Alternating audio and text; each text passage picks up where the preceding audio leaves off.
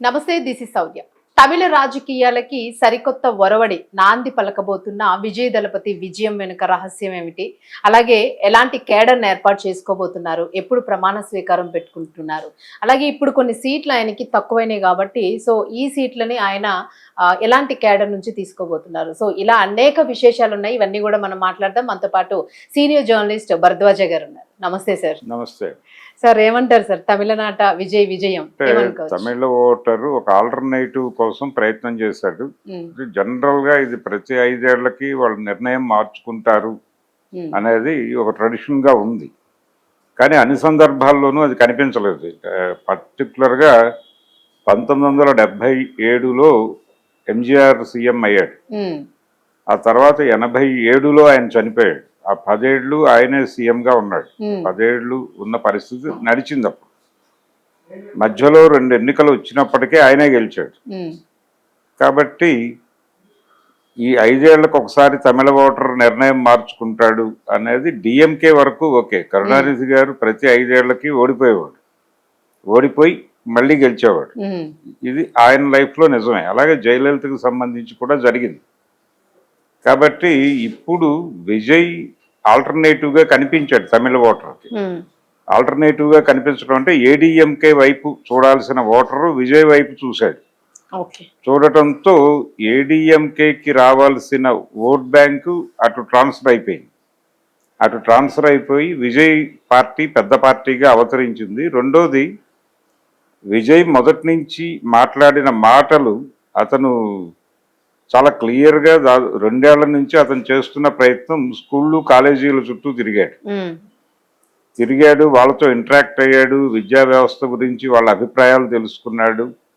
ఎలా ఉండాలి అని మీరు అనుకుంటున్నారు అని అడిగాడు, తెలుసుకున్నాడు. నేను అధికారంలోకి వస్తే ఏం చేయాలని అనుకుంటున్నారు అని అడిగాడు. దీని తాలూకా ప్రభావం కనిపించింది ఓటింగ్ సరళి మీద. అంటే ఈ జంజీ బ్యాచ్ మొత్తం కూడా ఆయన వైపు టర్న్ అయింది. అది టర్న్ అయింది. అలాగే ప్రభుత్వ వ్యతిరేక ఓట్ బ్యాంక్ టర్న్ అయింది. ఈ ప్రభుత్వ వ్యతిరేక ఓట్ బ్యాంక్ టర్న్ అయిన మాట వాస్తవమే, కానీ నిజానికి డిఎంకే మీద అంత వ్యతిరేకత అయితే లేదు ప్రజల్లో. ఆయన అందించినటువంటి సంక్షేమ పథకాలు, అలాగే మోర్ యాక్సెసిబుల్ గా ఉండేవాడు స్టాలిన్. ఆ మోర్ యాక్సెసిబుల్ గా ఉండటము, దాని తాలూకా ప్రభావం ఉంది. అది మనకి చాలా ఓపెన్ గా ఎగ్జిట్ పోల్స్ లో కనిపించింది. అయితే పోస్టల్ బ్యాలెట్ వరకు డిఎంకే గెలుపు రథం మీదే ఉంది, కానీ తర్వాత బ్యాలెట్ బాక్సులు ఈవీఎంలు ఓపెన్ చేసిన తర్వాత నెమ్మదిగా విజయ్ వైపు స్వింగ్ మొదలైంది. అలా ఒక ఆల్టర్నేటివ్గా తమిళ ఓటరు విజయ్ని అంగీకరించటం అనేది కనిపించింది. ఆయన క్లియర్గా తన స్టాండ్ ఏంటో చెప్పుకున్నాడు. మొదటే, నేను రాష్ట్రంలో ఉన్న డిఎంకేకి, కేంద్రంలో ఉన్న బీజేపీకి రెండిటికి సమాన దూరంలో ఉంటాను అని చెప్పాడు. ఆ మాట మీద నిలబడ్డాడు. ఆయన మీద వ్యక్తిగత దాడులు జరిగాయి, విమర్శలు వచ్చాయంటే భారతీయ జనతా పార్టీ నాయకుడు నాగేంద్రన్ ఆయన త్రిష వదిలితే కదా జనంలోకి వచ్చేది విజయ్ అని మాట్లాడాడు. ఆ సందర్భంగా కూడా విజయ్ రియాక్ట్ కాలేదు. తర్వాత ఆయన ఫ్యామిలీ, ఆయన వైఫ్ డివోర్స్కు సంబంధించిన గొడవలు కూడా రోడ్డు మీద మాట్లాడారు. అప్పుడు కూడా ఆయన స్పందించలేదు. ఆయన జనంతో మాట్లాడాడు. మా ఇంటి గొడవలు మాకున్నాయి, మీ ఇంటి గొడవలు లాగానే.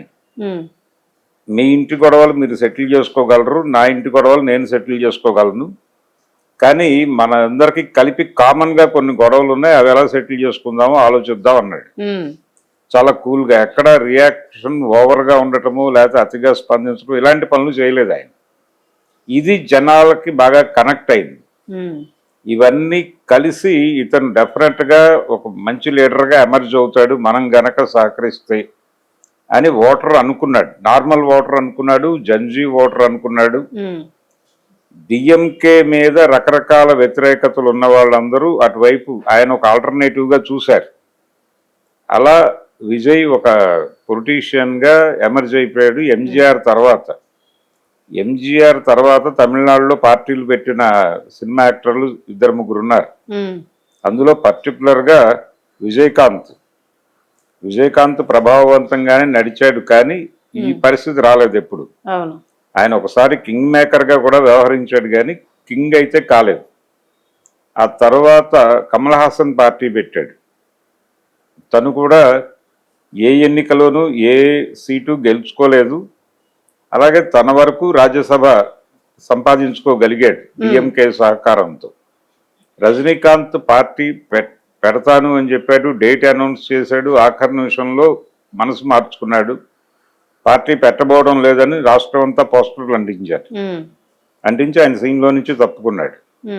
విజయ్ నిలబడ్డాడు 2 సంవత్సరాల నుంచి దాన్ని సస్టైన్ చేస్తున్నాడు, జనంతో ఇంటరాక్ట్ అవుతున్నాడు, పబ్లిక్ మీటింగ్స్లో మాట్లాడాడు. తన పబ్లిక్ మీటింగ్లో ఒక దుర్ఘటన జరిగి దాదాపు 40 మంది పైగా చనిపోయిన సందర్భంలో సిబిఐ ఎంక్వైరీలు ఇవన్నీ అన్నప్పుడు కూడా ఆయన పెద్దగా కంగారు పడలేదు, కన్ఫ్యూజ్ అవ్వలేదు, నిలబడ్డాడు.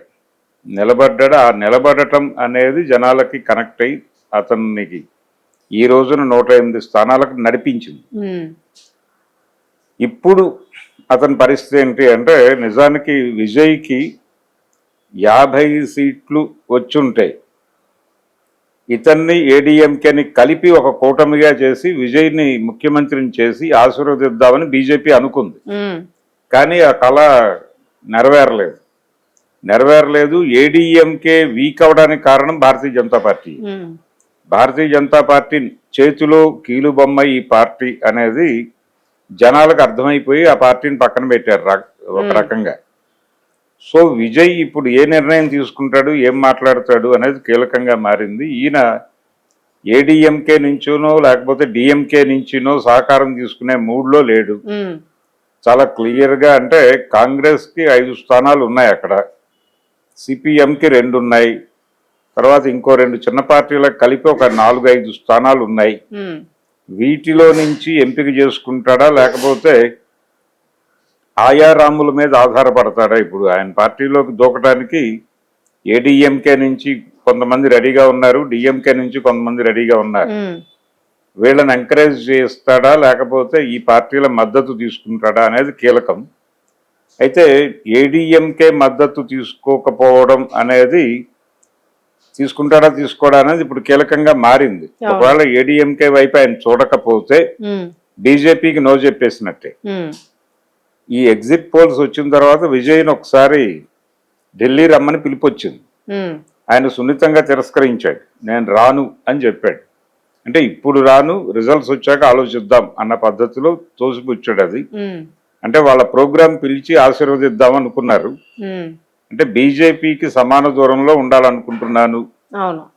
అలాగే డిఎంకే, రాష్ట్రంలో ఉన్నటువంటి డిఎంకేకి కేంద్రంలో అధికారంలో ఉన్న బీజేపీకి సమాన దూరం అనే స్టాండ్ మీద నిలబడితే బీజేపీ ఆపరేషన్ తమిళనాడు అని చేసిన కసరత్తు ఫెయిల్ అయినట్టుగా మారుతుంది. అంటే వాళ్ళు డిఎంకేని దెబ్బకొట్టదలుచుకుంది, తన మాట వినటం లేదు, తనకు వ్యతిరేకంగా ఉన్నాడు అని. ఇప్పుడు విజయ్ కూడా అలా మారడం గ్యారంటీ లేదు.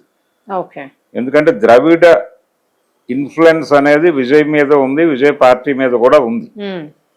అందుకని ఆయన వెనకాల ఉన్న బ్యానర్లో పెరియార్ ఉన్నాడు ప్రముఖంగానే.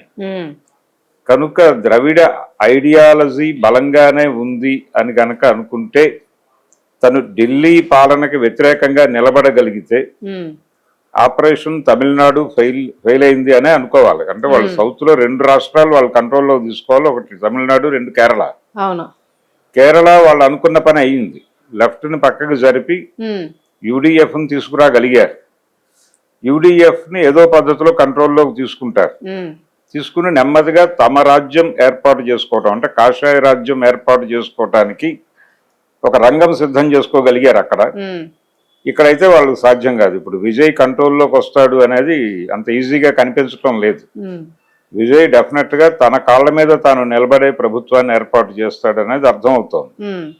కనుక బీజేపీ ఓడిపోయింది అనే అనిపిస్తుంది తమిళనాడు వ్యవహారం వరకు. తమిళనాడు తన ప్రత్యేకతను నిలబెట్టుకుంది బీజేపీని ఎంటర్ కాకుండా చేసి. ఎన్నికల్లో వాళ్ళు సాధించింది కూడా 1 సీటు.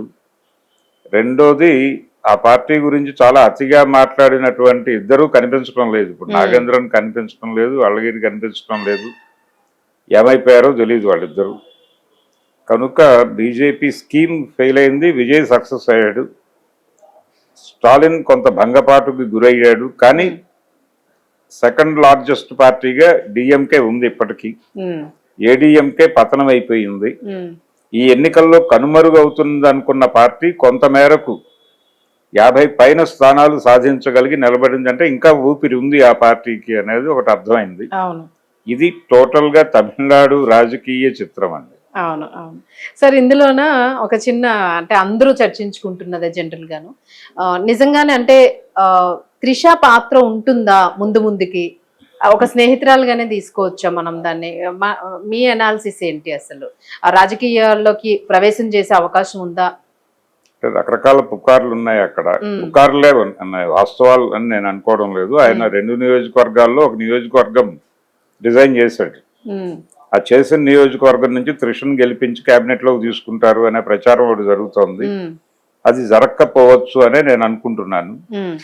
డెఫినెట్ గా త్రిష ఇప్పటికిప్పుడు రాజకీయాల్లోకి వచ్చి యాక్టివ్ అవుతుంది అనేది అయితే అయ్యే వ్యవహారం కాదు. రెండోది, ఆవిడని జయలలితతో పోలుస్తున్నారు. జయలలితకు ఒక సుదీర్ఘమైన ట్రావెల్ ఉంది. అంటే 72లో ఆయన డిఎంకే పార్టీ నుంచి బయటకు వచ్చాడు. ఎంజీఆర్ సస్పెండ్ అయ్యాడు. ఆయన సస్పెండ్ చేశాడు కరుణానిధి గారు. సస్పెండ్ చేసినప్పుడు ఒక 1 year టైం తీసుకుని ఆయన పార్టీ ప్రారంభించాడు అన్నాడీఎంకే.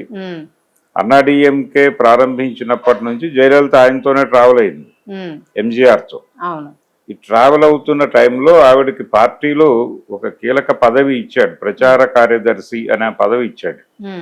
ఆ పదవిలో కొనసాగుతూ మధ్యలో రాజ్యసభకు పంపించారు ఆవిడ. రాజ్యసభకు పంపించిన సందర్భంలో ఇక్కడ లత గారికి అప్పచెప్పారు ఆ పదవి. ఈ ప్రయాణంలో ఆవిడ ఢిల్లీ నుంచి తిరిగి వచ్చి ఈయన మరణించినప్పుడు చాలా అవమానాలకు గురైంది జయలలిత. ఆయన శవవాహనంలో నుంచి ఆవిడని బలవంతంగా కిందకి నెట్టారు. ఆవిడ లిటరల్ గా కింద పడిపోయింది. ఆవిడని అక్కడికి దరిదాపుల్లోకి రానివ్వలేదు శ్మశానం దగ్గర. ఈ గందరగోళాల మధ్య తర్వాత పార్టీ నెగ్గి అధికారంలోకి వచ్చినా గానీ జానకి రామచంద్రన్ సీఎం అయింది. ఆవిడ సీఎం అయ్యి ఆవిడ ఈ రాజకీయాలు నా వల్ల కాదు అని వదిలేసి వెళ్ళిన తర్వాత జయలలితకి అవకాశం దొరికింది. అదే టైంలో పార్టీ ఓడిపోయి డిఎంకే అధికారంలోకి వచ్చినప్పుడు ఆవిడ మీద అసెంబ్లీలో చాలా దుర్మార్గమైన దాడులు కూడా జరిగినాయి, చీరలాగటంతో సహా. అప్పుడు కూడా ఆవిడ భయపడలేదు, నిలబడింది. ఆవిడ పదవి ఆవిడ సాధించుకున్నది. ఎంజీఆర్ నుంచి వారసత్వంగా వచ్చిందేమీ కాదు, ఎంజీఆర్ ఇచ్చిందేమీ కాదు. ఆవిడ పార్టీలో ఉన్న అసమ్మతితోనూ యుద్ధం చేసింది. ఆ అసమ్మతివాదులు తర్వాత ఆవిడ పాదాలకు దండం పెట్టడం కూడా చూసాం మనం. ఆవిడ ఆ రోజున వాహనం నుంచి కిందకి నెట్టేసిన వాళ్ళు ఆవిడ కాళ్ళకు దండం పెట్టక తప్పని పరిస్థితి వచ్చింది తర్వాత. ఈ యుద్ధం ఆవిడ దాదాపు 7 ఏళ్లు చేసినటువంటి యుద్ధం వలన గెలిచి సీఎం అవ్వగలిగింది. త్రిషకి అది ఆ పరిస్థితి కాదు. ఆవిడకి కేక్ వాక్ లాగానే అనిపిస్తోంది ఇప్పుడు ప్రస్తుతం. ఒకవేళ ఆయన యాక్సెప్ట్ చేసి లోపలికి తీసుకుంటే కేబినెట్ లోకి. కానీ ఈ కండిషన్ లో విజయ్ అలాంటి నిర్ణయాలు తీసుకుంటాడు అని అనుకోవడం కష్టమే. తీసుకున్నా తీసుకోవచ్చు, చెప్పలేము ఆయన మూడ్ ఎలా ఉంటుంది అనేది. కనుక త్రిష ఈ మధ్య కాలంలో ఆయన కలిసి వచ్చింది అమిత్ షాని కలిసి రావటం వెనకాల ఏవైనా ఉద్దేశాలు ఉన్నాయా అంటే, విజయ్ పట్ల సాఫ్ట్ గా ఉండండి అని ఏదైనా ఆవిడ రికమెండ్ చేయడానికి వెళ్ళి కలిసారా అని వార్తలు అయితే నడిచినాయి. కానీ ఆ పరిస్థితి ఏమీ కనిపించడం లేదు. అంటే తను రాలేకపోవడానికి రీజన్స్, కలవలేకపోవడానికి రీజన్స్ ఇలాంటివి ఏవైనా చెప్పి పంపించాడా అని కూడా అన్నారు జనాలు. కానీ ఇవేవి అంటే విజయ్ వైపు నుంచి రీజన్స్ ఉండే పరిస్థితి కనిపించడం లేదు. ఎందుకంటే ఆయన ఇప్పుడు బీజేపీతో ట్రావెల్ అవడానికి సిద్ధంగా ఉన్నట్టుగా కూడా లేడు. ఆల్రెడీ ఆయన తండ్రి గారు కాంగ్రెస్ ఒక 5 సీట్లతో సపోర్ట్ చేసే అవకాశం ఉంది అనే మాట కూడా అనేసాడు మీడియా ముందు. కనుక వీళ్ళు ఆల్టర్నేటివ్ లైన్ చూసుకున్నారు. ఏడీఎంకేని ముట్టుకోలేదు అంటే బీజేపీని పక్కకి పెట్టేసినట్టుగానే చూడాలి. సో త్రిష ఏ రోల్ ప్లే చేస్తుంది అనే దాని మీద బయట ఉన్నవన్నీ స్పెక్యులేషన్స్. త్రిష చుట్టూ, విజయ్ చుట్టూ చాలా వార్తలు సర్క్యులేట్ అవుతున్నాయి. ఇప్పుడు కొత్తగా వచ్చిన వార్త ఏంటంటే ఆయన వైఫ్ డివోర్స్ కి అప్లై చేసింది ఆవిడ డివోర్స్ ప్రొసీజర్ కంప్లీట్ అయ్యే వరకు నేను మెడ్రాస్లో ఉండాలి, ఇంట్లోనే ఉంటానని ఆవిడ అన్నట్లుగాను, వద్దని విజయ్ నివారించినట్టుగాను ఒక వార్త వచ్చింది ఆ మధ్య. ఇప్పుడు ఆవిడ డివోర్స్ నిర్ణయం నుంచి వెనక్కి తీసుకుని నేను కలిసి ఉంటాను విజయ్తో, నువ్వు కావాలంటే త్రిషతో ఎఫ్ఐఆర్ పెట్టుకున్నా నాకు అభ్యంతరం లేదు అని ఆవిడ అన్నట్టుగా ఒక వార్త ప్రచారంలో ఉంది. అది కూడా నిజమని నేను అనుకోవడం లేదు. ఏదో సంథింగ్ అంటే ఇవి కన్జ్యూమ్ అవుతాయి కాబట్టి ఈ వార్తలన్నీ వండి రాసేస్తున్నారు. అంతకు నుంచి త్రిష జయలలిత అవుతుందని, లేకపోతే ఈవిడ డివోర్స్ నుంచి రివర్సల్ అయ్యి వెనక్కి వచ్చేస్తున్నారని, ఇలా రకరకాల పుకార్లు పుట్టిస్తున్నారు. నిజానికి విజయంలో త్రిష రోల్ ఏమీ లేదు. త్రిష రీసెంట్ గా ఆ బీజేపీ వాళ్ళు చేసిన ఆరోపణల తర్వాత ఆవిడ హైలైట్ అయింది. ఆవిడ రాజకీయాల్లో చేసింది లేదు, ఆవిడ టూర్ చేయలేదు కనీసం. అంటే లక్ష్మీ పార్వతి, ఎన్టీ రామారావు గారు కలిసి టూర్ చేశారు 94 ఎన్నికల్లో. ఆ పరిస్థితి కూడా లేదు ఇక్కడ. ఆయన సోలో ప్రయాణమే చేశాడు. తన కష్టం తాను పడ్డాడు. ఒక 50 నియోజకవర్గాలు మాత్రమే తిరగగలిగాడు. మిగిలిన ప్రాంతాల్లో తన కమ్యూనికేషన్ పంపించాడు తప్ప తను వెళ్ళలేదు. అయినప్పటికీ ప్రజలు నమ్మారు. ఆ నమ్మకాన్ని ఆయన అలా నిలబెట్టుకుంటాడో చూడాలి. సార్, ఫైనల్ గా మీకు కూడా చాలా అనుభవం, అంటే చాలా రాజకీయాలు తరతరాలు చూస్తూ వచ్చారు మీరు కూడా. సో ఇప్పుడున్న తమిళ రాజకీయాల్లోని ఈ మార్పు సరికొత్తగా అని అనుకోవచ్చు అంటారా? మనం కొత్త మార్పు అని అనుకోవచ్చా? అంటే ఏడీఎంకేని ప్రజలు పక్కకు పెడుతున్నారు అనేది క్లియర్ అయిపోయింది. యాక్చువల్గా ఈ ఎన్నికల్లో ఆ పార్టీ కనుమరుగు అవుతుంది అని అనుకున్నారు అందరూ. అది కొంత ఉనికిని నిలబెట్టుకుంది. ఇప్పుడు ఆల్టర్నేటివ్ గా విజయ్ ఎమర్జ్ అయ్యాడు. ఇప్పుడు విజయ్ని కాదనుకుంటే డిఎంకే వైపు వెళ్తారు జనాలు, డిఎంకే కాదనుకుంటే విజయ్ వైపు వస్తారు. సో ఇప్పుడు ఏడీఎంకే అనే ఎంజి రామచంద్రన్ గారు ప్రారంభించిన పార్టీ నెమ్మదిగా కాలగర్భంలో కలిసిపోతుంది. ఆ పార్టీ మీద విశ్వాసం దెబ్బతింటానికి కారణం భారతీయ జనతా పార్టీ చేతిలో కీలుబొమ్మ అనే ఇంప్రెషన్ జనాలకు కలగటం. ఇప్పుడు అదే ఇంప్రెషన్ విజయ్కి కలిగినా కానీ విజయ్ని పక్కన పెట్టేస్తారు. సో తమిళ ఓటరు బీజేపీకి వ్యతిరేకంగా చాలా బలంగా ఉన్నాడు ఇప్పటికీ స్టాండ్ తీసుకుని అని ప్రూవ్ చేసింది ఎన్నిక. భవిష్యత్తు రాజకీయం కూడా, భవిష్యత్తు తమిళ రాజకీయాలు కూడా ఇంతే స్ట్రాంగ్ గా వాళ్ళు పెరియార్ని, ఇప్పటికీ పెరియార్ ఉన్నాడు వాళ్ళ మనసుల్లో. పెరియార్ లేకపోతే అన్నాదురై నింపినటువంటి రాజకీయం ఇంకా నడుస్తోంది తమిళనాడు బ్లడ్ లో. కాబట్టి అది ఇంకా కాషాయీకరణ చెందలేదు అనేది కనిపించింది. అందుకని ఇది ఒక రకంగా కాషాయం రాజకీయాలకు చంపపెట్టే ఈ ప్రభావం నడుస్తుంది కొంతకాలం. వచ్చే ఎన్నికల్లో కూడా అంత ఈజీ కాదు. బీజేపీ వదలదు రాష్ట్రాన్ని, వదలదు, వాళ్ళ లోపలికి రానివ్వరు. Right sir, thank you sir. Thank you.